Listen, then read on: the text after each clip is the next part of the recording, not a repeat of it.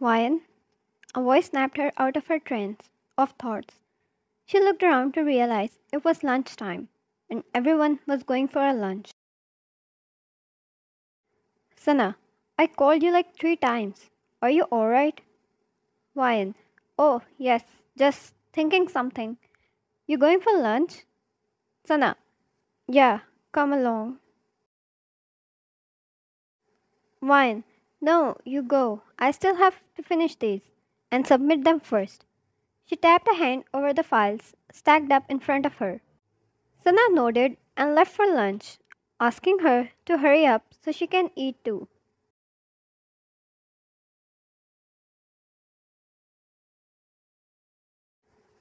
Ryan sighed, looking back down at the files. Maybe she really started zoning out a lot. She remembered her boyfriend asking the same thing this morning. She just kept thinking back to her boss. Something about him was weird. The way he looks at her, like he's tripping her in his imagination. Shaking her head, she shrugged the thought away, focusing on her work. She was late to submit the files already. Once she was done, she stood up, taking them to elevator to her boss's office.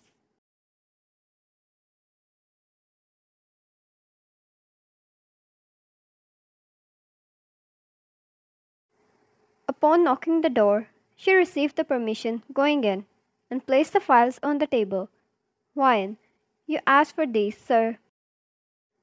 Sam, take a seat, Miss Ryan, he said, picking up the files and looked at the time once, knowing everyone must be out for lunch. Sam, you are late in delivering these. You know that? Ryan, I am sorry about that. I was not feeling well. She stood up and bowed. Her hand went up to her chest to keep the shirt from hanging down, to stop from revealing any part of her body.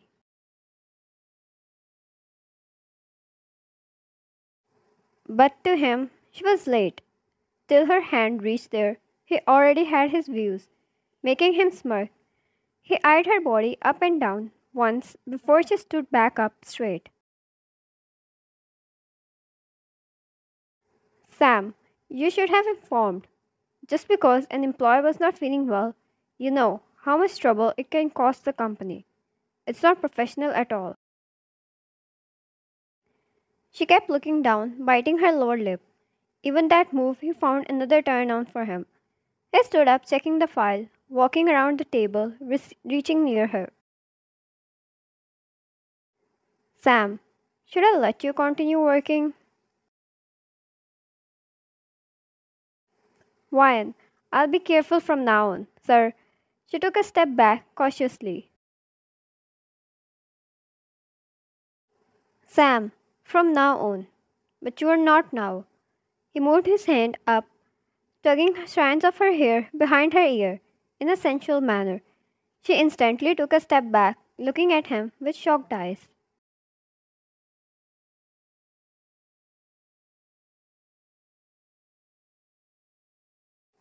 Ryan, what are you doing?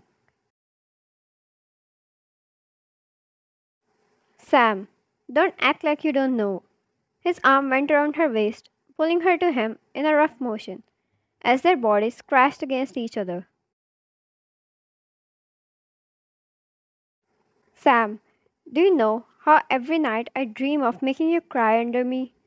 His dirty words were enough to disgust her, even more than she already was. She kept trying to push him away.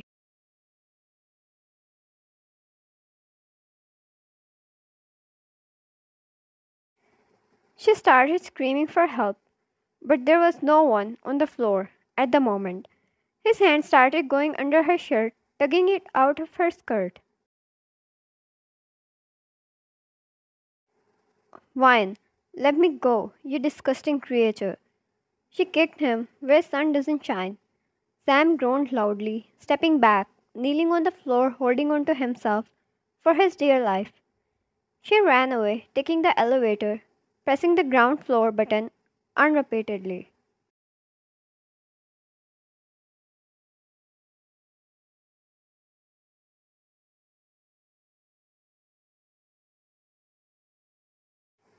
A scream left her lips when he was out of his room, running towards her direction, but thankfully, the doors closed before he could reach her. She was sweating at this point out of fear. Her hands started shaking. She fixed herself in the elevator. Upon reaching the ground floor, she ran out, not caring to take the phone and her bag from her floor and get in further danger. Taking deep breaths, trying to relax herself when she reached a public area, knowing she was safe in here.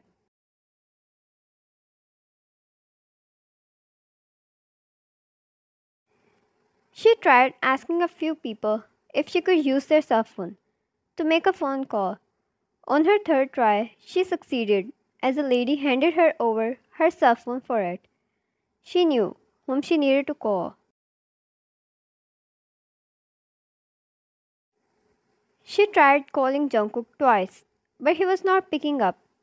Maybe because it was an unknown number. On her third try, he picked up, sounding surely annoyed. Jungkook, who is this? Fine. Jungkook, Jungkook, I'm here at the following park. Please come and pick me up. I don't have anything with me. Please, hurry up. Her words sounded frantic and scared, to which he instantly responded, rushing off his seat, asking her to wait for him. She hung up and thanked the lady several times for letting her use her cell phone.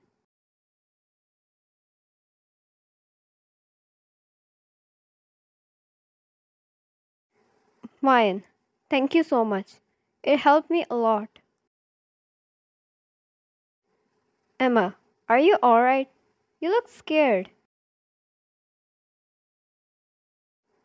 Fine. I was harassed.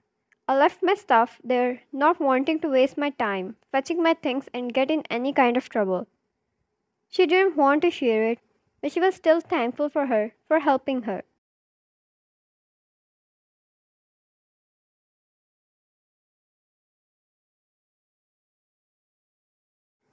Emma, you should report it to the police. Fine. I called my boyfriend. He will handle it. Emma, I'll stay with you till then. There is nothing to worry about anymore. You're safe here. She comforted her, and it was great help at this moment.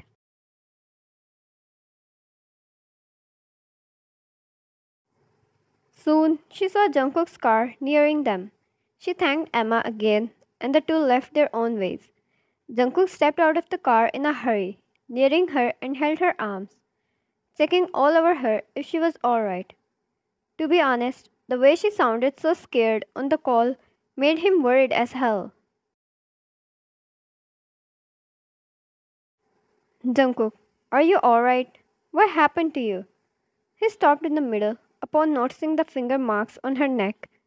Tilting his head back, his hand reached up, touching the area lightly. Jungkook, who did this? His worried expressions long gone, turning into rage ones. His voice was still calm, but she could tell he was ready to burst out any moment. She instantly moved her hand up, covering where he touched, and shook her head. Wyan, that, that Jungkook, you won't do anything. Jungkook, who did this, Wyan? What happened? You're telling me right now. Wyan, my boss, he tried to touch me wrongly, but I ran away before he could do anything. I left my stuff in the building. That's why I used someone else's phone to call you.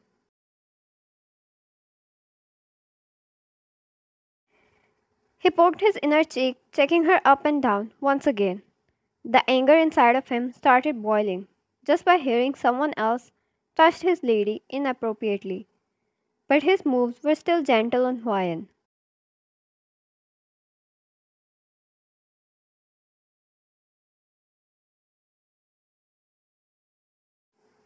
Jungkook, you're alright?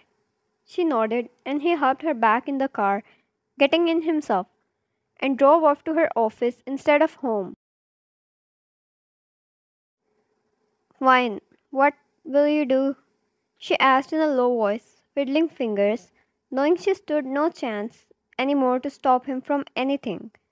She knew once someone messes with him or something that belongs to him, he doesn't sit back quietly till he takes his revenge. Jungkook cut his goddamn hands, with which he tried touching what's mine. He parked the car in the building, stepping out of it, going inside. Everyone present there instantly got alerted by his presence. After all, everyone knew who ruled the dark world. Even the police was under him. It made them wonder what he was doing here. He straight walked over to the receptionist. Jungkook, the owner of this company. Receptionist, on fifth floor, sir. Receiving the needed information, he ignored everyone, who stepped aside frantically, giving him way to pass by.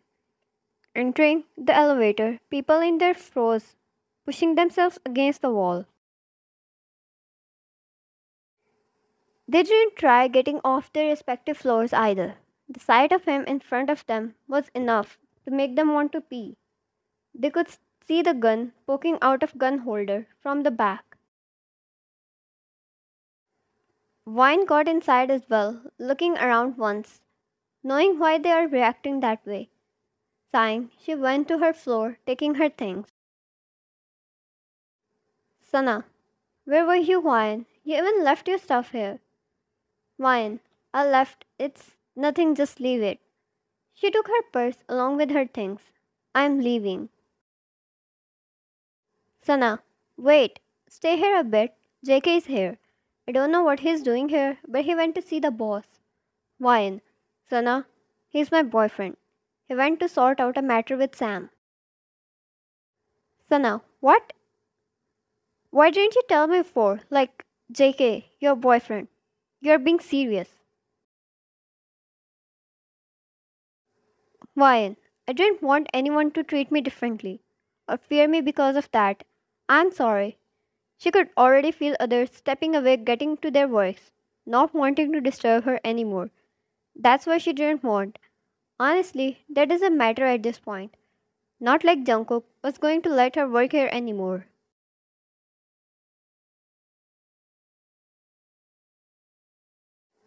He straight went to his office, bursting the door open. Sam, who the hell? Realizing the person in front of him, he stood up instantly, taking steps back when JK didn't stop marching in. He took direct steps towards him, landing a punch right on his face.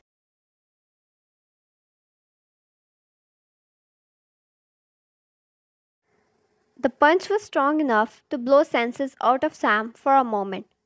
Sam fell over the chair, taking a moment to balance himself back on his feet. Sam, sir, please, I didn't do anything.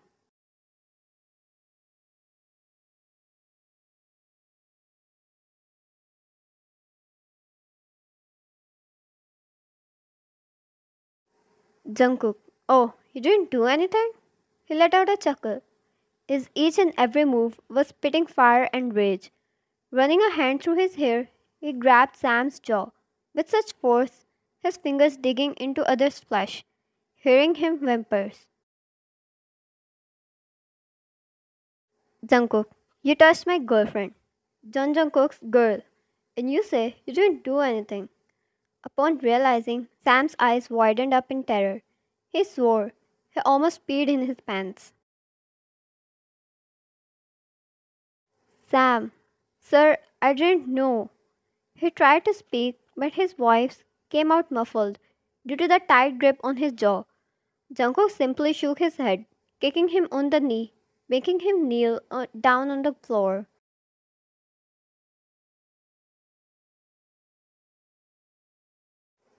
Jungkook, I don't like the sight of those hands attached to your body. Sam, sir, please spare me, please.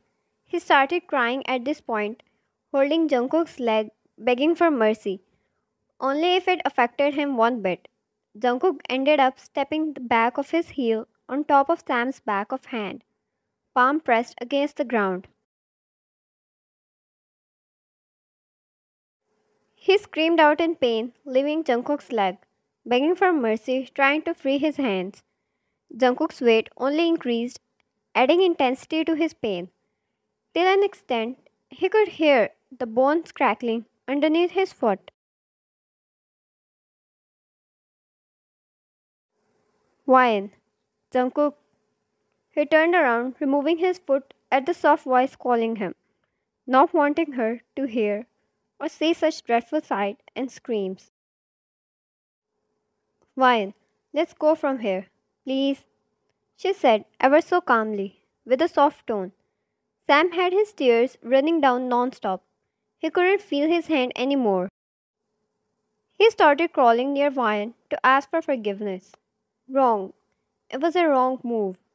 Jungkook took a big step near him, grabbing him by the hair. Jungkook, where do you think you are going? He pulled him back by his hair, slamming his head against the table, leaving him there on the floor. Sam was hardly in his senses anymore. His head started bleeding at this point. He was laying on the floor. The whole world around him started spinning. Ryan, please, she said again, and he finally let go of him, not wanting to spare him without breaking his other hand too. Jungkook, alright. He stepped forward, planting a kiss on her forehead, sliding a hand on her waist. He walked out, ignoring the stares he was receiving. Wine had to ignore them too, not going to come back here again.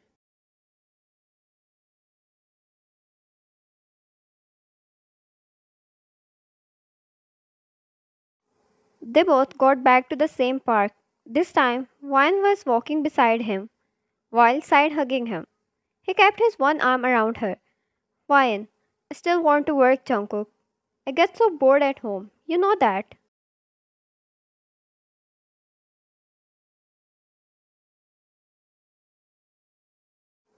Jungkook, do it, Wine.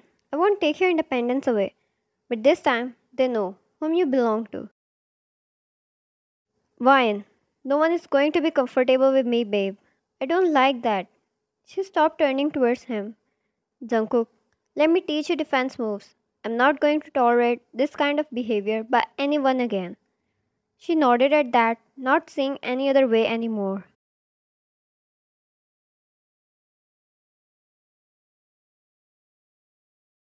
Jungkook, you know, I love you so much. I can't bear someone else's even laying eyes on you wrongly. A smile formed upon her at that, hugging him. The two shared a kiss, showing no care about being in public. His kiss was soft and comforting. At times like this, when he had to comfort her, he made sure to shower her with kisses and hugs, telling her he was always there for her.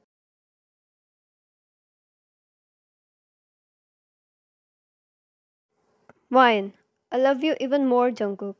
Thank you for coming in my life.